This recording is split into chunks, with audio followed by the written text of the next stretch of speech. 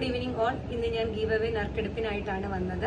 നമ്മൾ കഴിഞ്ഞ ദിവസം അനൗൺസ് ചെയ്ത പോലെ നമ്മുടെ ആ സാരിയുടെ വിന്നറെ തിരഞ്ഞെടുക്കുകയാണ്. ഒരുപാട് പേര് നമുക്ക് മെസ്സേജ് അയച്ചിരുന്നു. കുറച്ച് പേരുടെ നെയിംസ് ഞാൻ വായിക്കാം.